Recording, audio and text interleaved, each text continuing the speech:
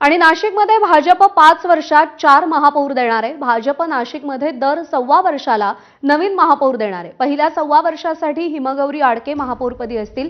भाजप सगळ्या नगरसेवकांना आज व्हीप बजावणार आहे। भाजपची शिवसेनेसोबत युती करण्यासंदर्भात अजूनही चर्चा झालेली नाही। नाशिकचे भाजप नगरसेवक थोड्याच वेळात एकत्र सहलीला सुद्धा जाणार आहेत।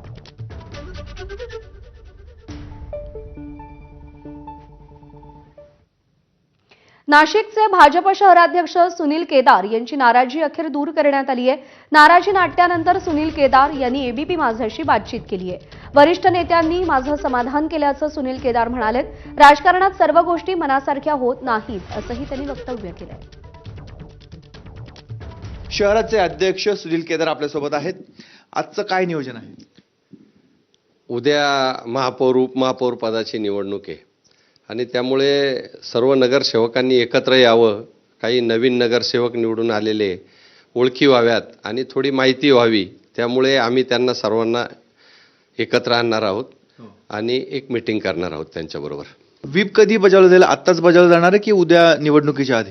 आजच व्हीप बजावणार आहोत आम्ही नगरसेवकांना आणि त्या व्हीपची माहिती देणार आहोत। व्हीप आपण का बजावतो? जुन्या नगरसेवकांना बहुतेक माहिती आहे, परंतु जे नवीन नगरसेवक निवडून आलेले त्यांना व्हीप म्हणजे काय, मतदानाची प्रक्रिया कशी राबवायची ही त्यांना आम्ही माहिती देणार आहोत। शिवसेनेसोबत युतीच्या चर्चा सुरू होत्या आपल्या। आता आपण आपल्याच 2 उमेदवारांसाठी व्हीप बजावणार आहात की उपमहापौर पदासाठी काही थांबणार आहात? नाही, व्हीप तर दोघांसाठी बजावणार, कारण निवडणूक ही महापौर उपमहापौर पदाची आहे, त्याच्यामुळे दोघांचाही व्हीप राहणार। आपण काल नाराज होता, तडकाफडकी राजीनामा दिला, पुन्हा आपण राजीनामा मागे घेतला, काय घडलं नेमकं? असं काही नाही, राजकारणात सगळंच मनासारखं घडतं असंही नसतं। शेवटी सामुदायिक निर्णय असतो आणि त्यामुळे काही गोष्टी घडल्या असतील, परंतु प्रदेश नेत्यांबरोबर माझं बोलणं झालं आणि त्यांच्याबरोबर बोलण्यामधून माझं समाधान पण झालेलं आहे आणि मी राजीनामा मागे घेतलेला आहे। आता हे 2.5 वर्ष हेच महापौर उपमहापौर राहणार का काही त्याच्यामध्ये तुम्ही बदल सुचवलेत आणि ते मान्य करण्यात आले?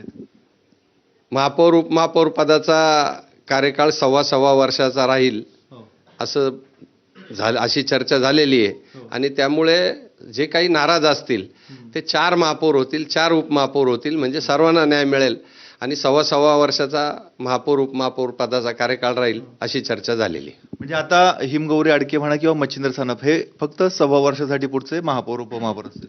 1.25 वर्षाचा कालावधी राहील। येत्या 5 वर्षामध्ये नाशिकमध्ये भाजपकडून 4 महापौर आणि 4 उपमहापौर असतील अशी सध्याची परिस्थिती आहे। त्याचमुळे शिवसेनेसोबत जी युतीची चर्चा सुरू होती यावर पुन्हा एकदा प्रश्नचिन्ह निर्माण झाले।